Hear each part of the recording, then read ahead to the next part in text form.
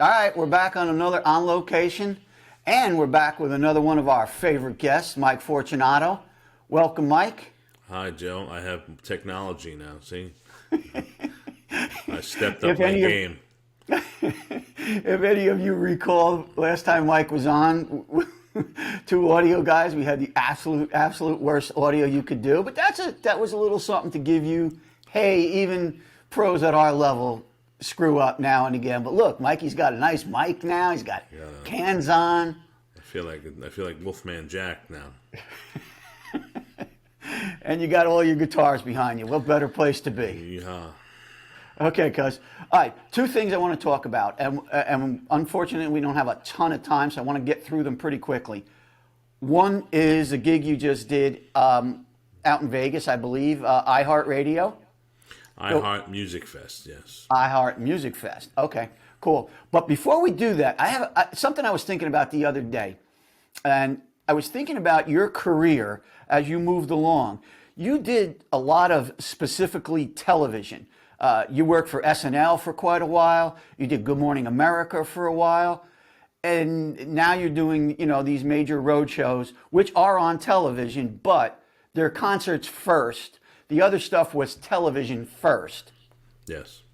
Do a quick comparison of what it's like, let's say SNL or Good Morning America, compared to doing these big stages out in the real world.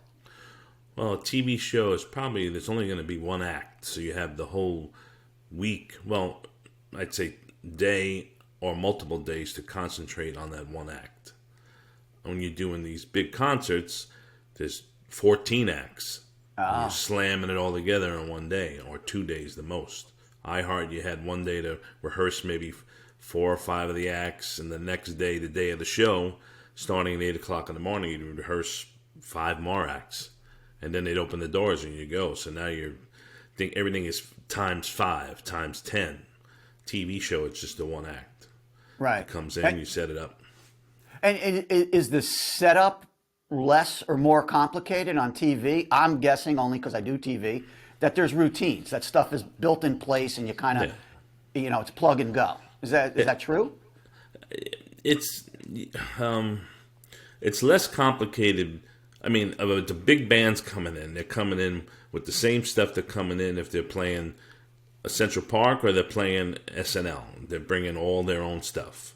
So that doesn't change. But you're not dealing with like a whole, I don't know, it's just so much easier, dealing with people unloading your trucks and flatbeds and this and forklifts and gear on the stage, and it's raining outside and then it's, comes up a loading dock, you set it up, everybody drinks coffee, you do the sound check, and everybody goes to their little green room. It's different now, but when you're in a park, everything is amplified times 1,000, and there's so many other elements involved. Yeah, and you said something that you didn't mean to say, but it's actually the same. Amplified. You're outside. Ginormous sound systems. Massive. Delay towers, PA going all the way back in the stadium or in the park. Everything is amplified. Everything is larger than life. In the studio, and for those people who don't know what you just said, delay towers. Do a quick, what is a delay tower and why are they there? Well, if you're doing a concert somewhere that's this massive thing where there's miles of people, you have to put speaker reinforcement all the way out there so they could hear the show. Well, they won't be able to hear it, and it has to be time delayed, so it's in sync with what's happening on the stage. Every distance away from the stage, you have to delay the speakers so it all is the same instead of one big slap back like It's got to all be the same all the way through. That's a whole science that I don't even know how that works, but there's smarter people than me that figured that out. Yeah. I've known some of them, so I wouldn't go so far as they're smarter than you. They just know that better. So anyway, that's important, though. Oh, that's huge. That is relatively new. A couple of decades, a decade and a half. That didn't exist back in the day. I mean, they would just throw sound systems up, and if you were in the back, things would be bouncing all over the place, and it would be, a hodgepodge mess. Actually, Disney was one of the ones who started that because as you walk through a Disney event, the things got delayed. But anyway, that's a whole other story. So, look, which do you kind of gravitate towards, or which do you get your biggest charge out of? Doing live television, like a in-studio live television, or these big show festival stuff? To be honest with you, I'm getting old, and it's just a lot of work to do those big things. Everything is just so much more. In the studio, it's already, all the infrastructure is already wired in there for the whole season. You just come up, you put your little drum riser there, I mic it up, I plug it in. You do in a stadium, I got to pull cable underneath the stage, through the stage, and this and that, and it's 10 times as much work physically. So, and I have a bad leg, so dragging cable around the place is very hard. Yeah, so. And again, nobody, unless you've done this or are around it, you don't, Mike's saying cable. This isn't like a little 25-foot quarter-inch to quarter-inch cable that gets plugged in from the guitar to the amp. We're talking miles of cable that gets real heavy, real fast. You have fiber cable, which is not heavy, but there's 10,000 feet of it. So you have the stage cable that has all the inputs, and that's a big, thick blue cable that weighs, you get 200 feet of it. It weighs about 100 pounds. So now you're dragging that around. It's very physically intense. It's not. It's just you have to be in. It's like being in a pit crew for a NASCAR race. You got to be in shape to pick up those. You got to be in shape to pick up those tires and put them on the car. If you're not, great analogy. Yeah. No, exactly. Under the stage, you mentioned under the stage a lot. Yeah. What's life under the stage like? It sucks. It's dark. You crack your head on stuff all the time, and everything. Like if there's 10 bands playing, and 5 of them have their own stage cable, you have to go under the stage and pull their stage cable through. That's a lot of work, man. In the dark. You mean the stages aren't 12 foot off the ground that you can just walk nicely? No, maybe about 4 feet off the ground. You got to crawl under there. So I mean, if the concert has all the bands using the sound system from the sound company, then you just go under there once. You run the cables. That's it. But when you're dealing with very big bands like Coldplay or Justin Bieber or whoever, Taylor Swift, they come in with all their own stuff. And you have to run all their stuff through the stage, their power, their connectivity, their fiber, everything. Let me ask you a question, and then we're going to go talk about your Vegas gig just recently. When you just said everybody comes in with their own stuff. Now, the house system stays the same. They kind of change engineers. But the monitor systems, they change consoles. They change consoles. They change operators, all of that. Yeah. And that all's happening like this. Yeah. Right? Oh, yeah. So there's one guy there's a split, like everything comes to a split, and that has to get split out everywhere, with the TV truck, the front of the house, the monitors. So there's a guy specifically there to patch that split every time. So, there's a Coldplay will have their monitor console, and you have to patch what's coming out of their console. They're handing you the tails instead of you handing them the tails because they're self-contained. So they're handing you the audio. Now you have to get it into the split every time. So every band has to patch into the split, unpatch, patch into the split. Def Leppard, Journey, Taylor Swift. And that happens while the concert's going on. And if you don't do that right, there's a lot of problems. You don't have any audio, you can blow the PA up. I've heard people blow all the speakers in the PA system because they plugged it in and the console was open in the PA system, and just basically destroy all the speakers. It exploded like a gunshot times 100,000 watts. Yeah. Someday I'm going to tell you the story about how I blew Carnegie Hall's sound system out doing exactly what you said, except I did it with a keyboard on stage and I was loading data into the keyboard. It was hot to the house, and when I hit that data load, which used to sound like, when you had the dial-up modems, Sure. Yeah. I hit that play, it hit the speakers, bam, shut the place down. So I could see what you're saying. All right, Mike, let's jump out to Vegas for a minute. So you've been on the road for, I don't know, a month, 2 months almost? 2 months. 2 months. Doing gig. Just quickly run through that schedule from Central Park up to where you're going to be in the next couple of weeks. Say that one more time, Joe. What I did or what I'm doing? Just give me your schedule as it lays out on your calendar when you went from Central Park to your last gig next month. Central Park to it was Vegas to Central Park, then Central Park back to Vegas, and now I have to go to Orlando next week, and then to Los Angeles, then to Cleveland. Wow. So, and you did forget one that I did know only because of the NFL.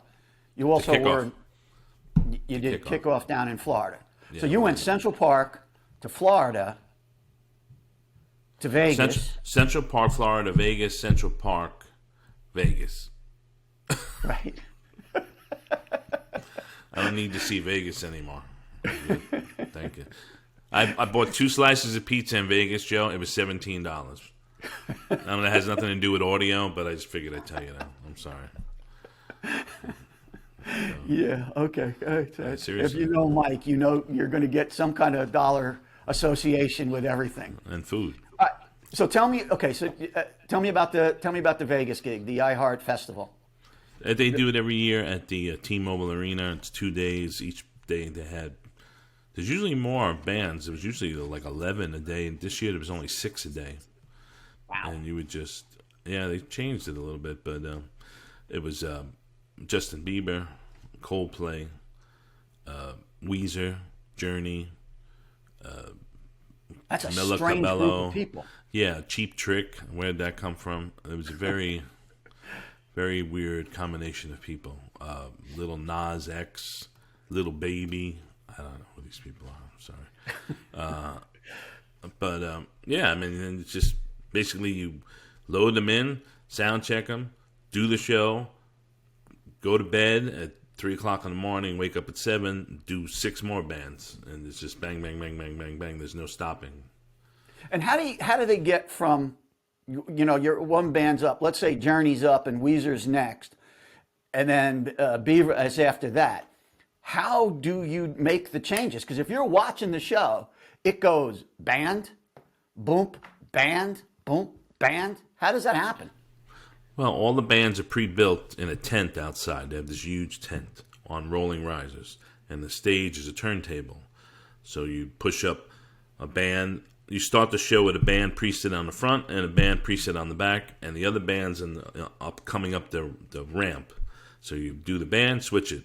The other band starts playing, you yank the other band off, put the next band on. Line check them while the band's playing. You have 20 minutes to get the other band off, get the one band on, line check them, spin it, and keep doing that over and over and over again. And the craziest part of all of it is the bands that come totally self-contained want to get out of there. So the concert's going on, and they're pulling their cables through the stage, which is very crazy. While the concert's going on, there's 20 guys under there pulling. And there'll be people drinking champagne, and a guy's pushing a monitor console, running that person over to get out the door. It's like a Chinese fire drill. It's very. I never understood that, but they out. Wow. And the reason they're doing it is because they're on tour. Yeah, and they want to go to the hotel and go to bed because they have to play somewhere the next day. So they're out the door. Right. As soon as that guy can do anything. They can't wait till the show's over because the show goes on forever. They want to go. Wow, that's nuts. That is crazy. So when you said that's crazy, that's crazy. I'm sorry to cut you off, but if you think about it, that's crazy because you're pulling.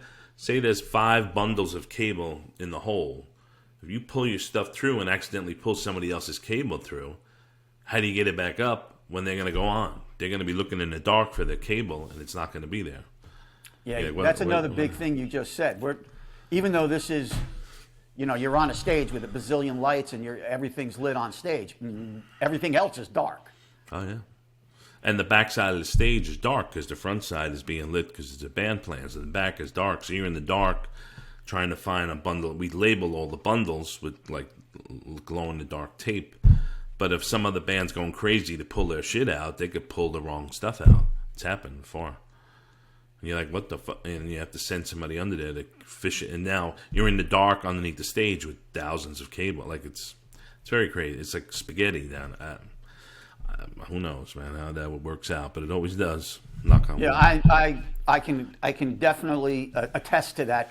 We done television, and we're have the same thing. We have a panel that goes out to the satellite, and several networks are all plugged in, and they're all being routed everywhere. Sure. When one truck strikes, they don't care about the other panels. They'll just start yanking cables like this, and I've been on the air, and all of a sudden we just lost transmission. Oh yeah. And people are running down, and we get there, and we found out they unplugged our cables. Oh yeah. So yeah, no, that's crazy what you're saying. I want to go back to something you just said. You talked about you got a band in the front and a band in the back. I get that, and it's on a turntable that spins. One band goes up, blah blah blah blah. Sure. But you said under a tent, you're building the next band up, right? Mm-hmm. And you said that's on tracks or something, right? On wheels. On wheels. On rolling risers. But the stage is yay high, right? Well, so they have a ramp that there's guys pushing it up a ramp onto the stage. And that's another whole can of worms. I've seen them drop a whole percussion riser off the ramp and smash everything. Drop keyboards off the ramp, smash the keyboards right before the band's going to go on. Crazy stuff like that. How do you keep, I'm assuming the ramp at best is a 25-degree ramp, right? But now you have all the gear, the instruments, the gear, the whole backline stuff is built, right? How does that not just when you go 25 degrees, not all slide down? They surround it with all the stagehands, and they usually have one guy standing on the riser holding everything, and they're pushing it up as though it's Abbott and Costello, big time. Crazy. Just at that iHeart festival, they pushed the keyboard riser over and smashed all the keyboards on the keyboard riser. Yeah.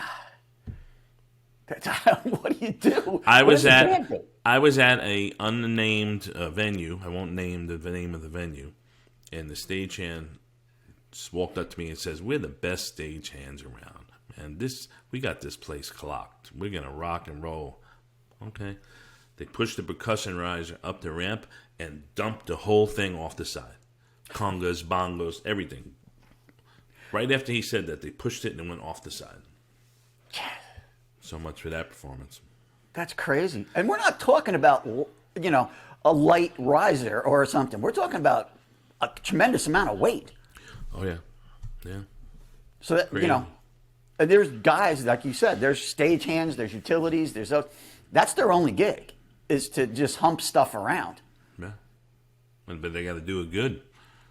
If they hump it bad, it's bad. Yeah. If one thing goes wrong, see, that's the difference in a TV show and a big show. TV show is dialed in, it's set, not that many things could possibly go wrong. I don't want to say things don't go wrong, especially with Pro Tools and faking it and lip singing and all that stuff. We know all about that. But that's not going to happen. The band is sitting there, you sound check it, you leave it alone, you walk away, you come back, it's set up. All right, ladies and gentlemen, blah, blah, blah. What could go wrong? You're pushing Journey from a tent outside the building into the building without knocking over their, $20,000 keyboard rig. And if you do, the show's over. What do you do? What do you do? There's nothing you can do. Wow. Very crazy. Very, very crazy. Yeah, and there's, see that, not to cut you off again. I'm sorry, yeah. but no. Go ahead.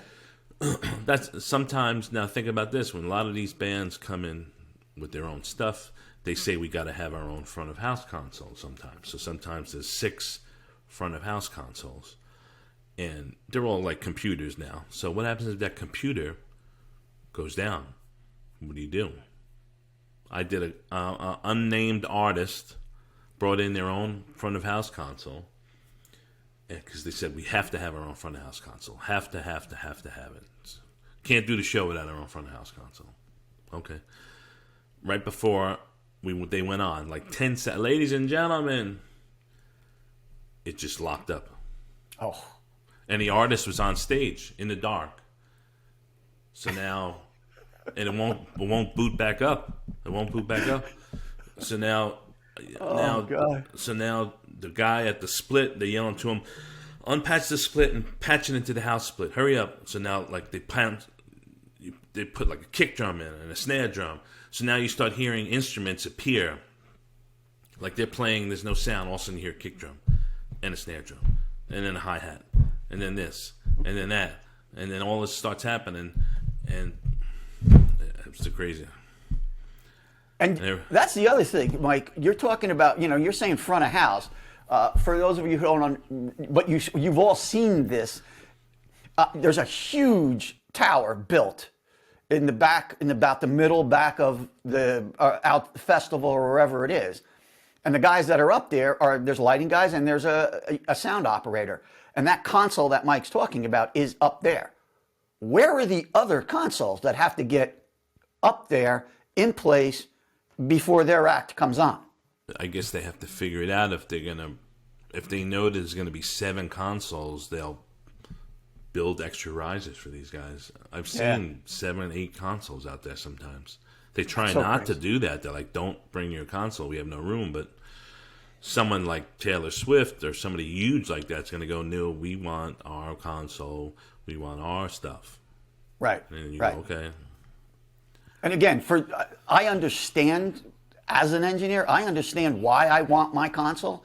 It's like I want my guitar, I want my keyboard, and the sound engineer for that band travels with them, knows them, and wants his gear that he knows where all the buttons are, he knows where everything is, he knows how to do it. He doesn't want to go onto somebody else's rig and have to start learning it for the 4 songs they're going to play at this festival.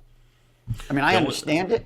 The only other thing you could do, which makes life easier, is if, say you use a Digico console, you tell the sound company, I use this Digico console, I want that at the show, and then I'll use yours. And I have a thumb drive, and I'm going to load my file into that thumb drive, and boom, it's my console. So that happens sometimes. Yeah, that I get that too. But yeah, a couple of the pictures that we've been showing. One of them is a rack, a patch bay, a bunch of cables, and everything out. Is that what when you're talking about? You're plugging in everything. Is that what that is? Yeah, it's a 4-way split. 1 in, is it 4 out? It's either 1 in, 4 out, or 1 in, 3 out. I think it might be 1 in, 4 out. So you take so there's the inputs, the microphones going into it, and then there's a direct out, and then there's 2 or 3 isolated out. So those go everywhere. So every time a band comes, you have to plug them into the split. So Journey gives me 56 channels of audio. You have to plug that into that split, but you don't plug it into the front of it. You put a box next to them with a big cable that plugs into the big connector. So, and there's like, say there's 10 bands, there's 10 of those cables. So your Journey's done. You pull the big cable out. Coldplay's next. You put the big cable in. Next. Right. And it all goes through the split, and the split splits it, obviously, to the television truck, to the front of house console, to wherever else it's got to go. Okay. Last question, and then I'll let you go. This is more about the crews. You're dealing with not just, the house guys. You're dealing with every band's crews. And every band thinks they're more important than the other guy, and rightfully so. They should have that loyalty. Sure. But do you find now the interaction with most of the big headliners, their guys, easier, and when I say guys, I don't mean just men, they're people easier to work with as you've gone along and you kind of maybe even know some of them over and over? Well, it's usually the same, 99% of the time it's the same people. So I know all of them already, most of them. So everybody kind of knows everybody, and it makes everything a little bit easier. Once in a while you get people that you don't know and they're just, I don't know, weird or, angry or, I don't know. Right. They don't. So there's got to be a trust factor because you guys are all interdependent and the entire show is codependent on everybody working together. I'll tell you a quick story. Unnamed artist. I can't name artists. Sorry. Right. You know that. They brought their own stuff in, which is fine. They sound checked, and now we're going to go live on television. Live. And I said to the monitor guy, I said, could we just hear the vocal mic or piano or something so the TV truck is confident that it's going to be there? No. I'm like, okay, well, you're going to be live on TV right now. Like, 10 million people. They just want, I don't care what you do. They want to hear something, a guitar, a hi-hat, anything. No. So that went on for like 20 minutes. I was like, did you fly all the way from England to play in a parking lot to 20 people, or did you fly from England to be on television? And they finally, like, after I guess I hounded them to death, they played the guitar. The TV trunk went, great. And they were like, and that was it. I said, see, why was that so hard? Yeah. What am I missing here? I'm not telling you to pull your pants down and dance around. I just play the guitar so the guy in the TV truck doesn't lose his job. Okay. Bling, bling, bling. And he did it. And then I said, all right, good show. And I left. Yeah, Stuff no, like that happened. I I don't understand why that happened. Stupid, but...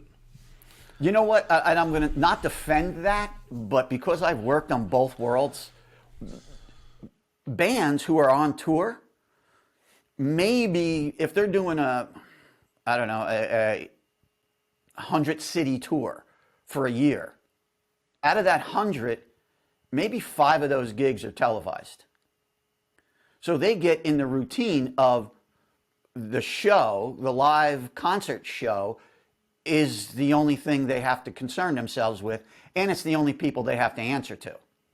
Those 5 television shows, actually everything gets flipped. Television is actually more important at that moment, but not to them. They're not built that way, unless they have your experiences. They've been doing this long enough, and they understand when we do those 5, it's got to be that. But I'm not defending them. Everybody should be cognizant of it's television. And the band, this is where your money is. This is where everybody's getting paid. You got this gig because it's television. Yeah. So you have to concede to television's request. And as you said, a minor request. Hit a note, play a guitar. You just want to make sure the lines are hot and there's continuity. Yeah. And yet, so I get it. It was Mike, just very, very odd. I don't, whatever. I know you're back on the road again. We'll catch up with you sometime in the next couple of weeks. Okay. Make sure you keep sending me pictures. They're awesome. Everybody loves to see the sneak peeks backstage. They're kind of cool. Even if nobody knows what they're looking at, it just looks impressive. All right, brother. Be good. Be safe. All right, I'll talk to you soon. See you soon. Bye.